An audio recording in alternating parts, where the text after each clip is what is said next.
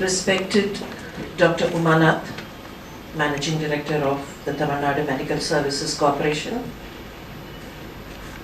Most respected Shri Santhanamji, the Honorary Director, Chair on Consumer Law and Jurisprudence, the Tamil Nadu Dr. Ambedkar Law University. Dr. G.S.K. Velu, Chairman of the Newburgh Diagnostics. Shri Ramachandran, Managing Trustee of the Consumer Association of India.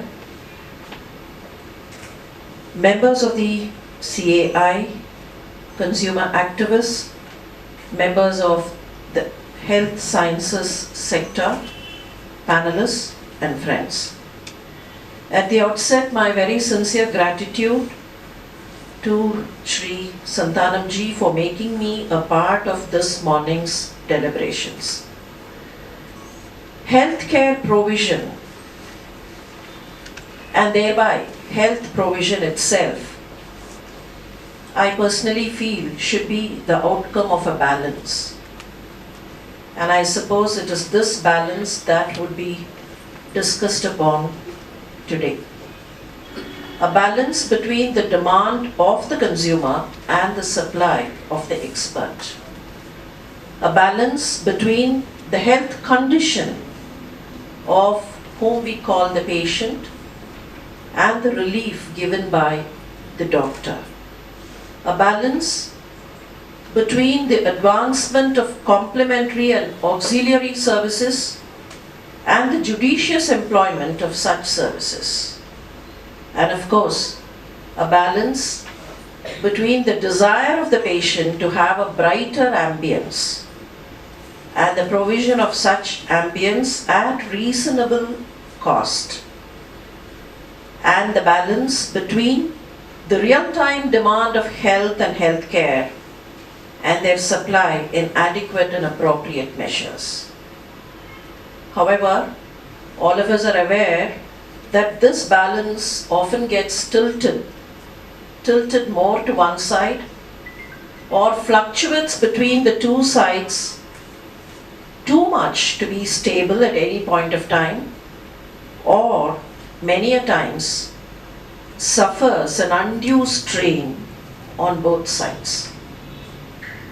The reasons for such an imbalance are many, and I would like to list a few of these reasons here. Reason number one, the chronic thinking amongst most of us, and this includes the very well-educated and well-placed people, that health is an ultimate priority and probably can be constantly and consistently pushed behind work, family, society, and even entertainment. I've seen many people tell me that they are seeking relief for a pain that had been there with them for at least 10 years and seeking relief in the middle of the night, not at the normal times, but then suddenly remembering that there had been a pain, and why not seek relief after 10 years? Reason number two, the variations to which nature and mankind are prone. The same disease does not cause the same symptoms and does not get cleared with the same drug or treatment in two different individuals, even under the same sky. Reason number three, the misplaced awareness due to a maze of solicited and unsolicited advices, opinions, reading and analysis. Gone are the days. Shri Santhanamji reminded us of the concept of a family doctor. But then, on the flip side, gone are the days when a distant aunt would walk to you in a double distant cousin's wedding and offer remedies for your recent headache from memories of her remote leg pain. Those days are gone. But you still have the aunt being replaced by internet uncles and web-veiled grandparents And pardon me, I'm not supposed to be quoting a particular brand name, but then we have a new breed of medical men and women, if I may call them, in the veil behind the Google doctors. Reason number 4, the desire that a clinic or a hospital should look like a guest house or even a star hotel. The desire in the consumer's mind, and the ardent desire that a hospital should be a non-hospital in its looks, atmosphere and ambience. And the next reason, the basic human tendency that wishes to avail the best in healthcare, which in olden days manifested as an attitude to gulp down many tablets. And if I may be permitted to quote from what Oscar Wilde had said long time ago, it is the human gullibility to swallow more and more drugs, and this attitude can never be seen in any other being. From what was gulping down many tablets years ago has now changed in the recent times to a tendency to have all investigations done on one's physical self. You have the latest scan machine somewhere. I have an inherent desire. Doctor, எவ்வளவு செலவானாலும் பரவாயில்ல, அந்த test எடுத்து பார்த்துடலாம். And yet another reason, the condition of the medical professional that has metamorphosed from a well-respected, self-content, sanctified family physician who was considered to be an incarnation of Lord Dhanvantri to what today can be called a service provider. The doctor no longer is considered a physician. He is now become a service provider, a mere service provider, or probably a commercially well-studded service provider. Ladies and gentlemen, all these factors have contributed to the tilt in the balance and probably have contributed to what can be called a mega multi-corporatization of the health sector, which in turn leads to several other phenomena.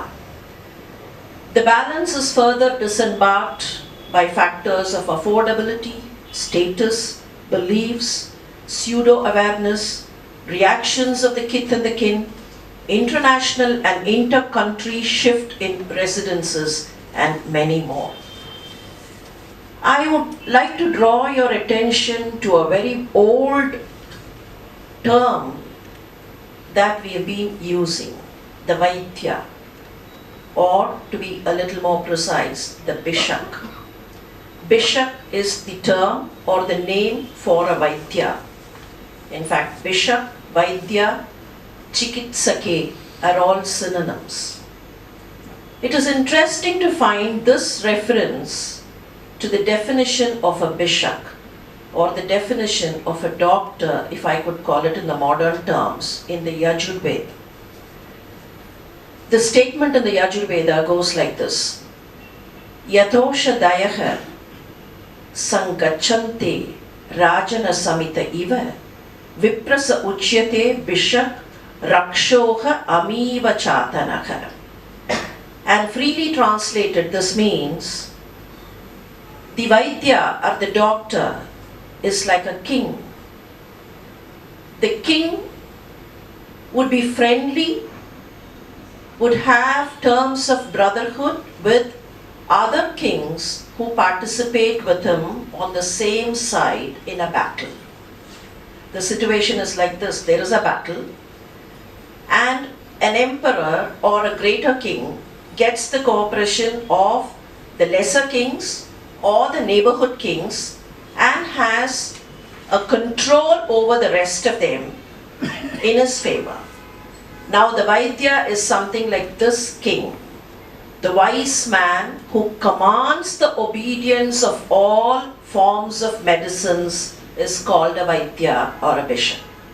A wise man who commands the control of all medicines or all that can be called part of the treatment. Now 4 words are very important in this statement from the Yajurveda. Word number 1 is Vipra. It says Vipra. Who is a Vipra? The general translation for the word Vipra would be a ruler. But then read it in this context. The Vipra is one who can fill. And what does the doctor fill? He listens to the patient, and where there are gaps, he fills with his knowledge. Bishak is yet another word, and the word Bishak means a conqueror of diseases. Rakshoha, it is very curious. Literally taken, this word will mean one who kills Rakshasas. Rakshoha is one who kills Rakshasas. And what are the Rakshasas here? The diseases. I am also equally reminded of another statement in the Alvar Pasuram in Tamil, which goes like this. Vaalal aruttu chudinum Maruttuvan paal Mala Kadal Noyalan pol. Most of you, I suppose, can understand this. If there is a necessity, the Vaidya or the doctor will have to treat the patient with a knife, wield a knife and treat. Vaalal aruttu chudinum. He would probably be doing something which at the first look is not very palatable. But then it is for the good of the patient. So the Noyadan becomes close to that doctor and he becomes Kadal Noyadan. Vaalal aruttu chudinu Maruttuvan paal Mala Kadal Noyadan. Now that is the kind of a relationship that is thought of or has been told. Ladies and gentlemen, I am very, very happy that the Consumer Association of India and the Law University have thought of, in association of course with the Newburgh Ehrlich Laboratory, all the 3 organizations have to thought of a panel discussion on all these factors. Factors which concern the healthcare sector in this country. And I'm happy to inaugurate this seminar. And as part of inauguration, I would like once again to draw your attention to a very small thing which most of us have overlooked. Even members of the medical fraternity have overlooked. The symbol to indicate a doctor, most of us have seen this symbol. This symbol should have a staff and a snake twining around. But sometimes you do find a staff with wings and 2 snakes coiling around. Now, which of these symbols is correct? The first symbol with a staff and a snake twining around is what Asclepius, the god of medicine, the Greek god of medicine, held. And it's again curious to know the Greek god of medicine Asclepius was killed by the king of gods Zeus in the apprehension that if he starts treating all the mortals would become immortals. So the Zeus god thought he should not live. But then coming back to the symbol, this symbol, the staff, indicates that he is in control of the diseases. And the snake there has got no specific relevance. But then the other symbol with 1 single staff with wings on top and 2 snakes twining around is not the symbol of healing at all. It is the symbol of witchcraft. It is the symbol of magic, and that staff with wings is supposed to be held by another Greek personality called the Caduceus. Now, over the course of time, what should have been the symbol of healing, for misunderstanding, because of reasons of mal-awareness, has become the symbol of witchcraft. And that is where we are. Mal-awareness in several areas concerning the health sector and the healthcare sector. I'm happy that this panel and this session today would be addressing all those issues of mal-awareness, mal-knowledge, misunderstanding, misunderstood wisdom. With these words, I once again take happiness in inaugurating this seminar and session, and I wish not only the seminar all success, but also wish that there is a lot of take-home message that emerges out of this session. Thank you very much and all the best.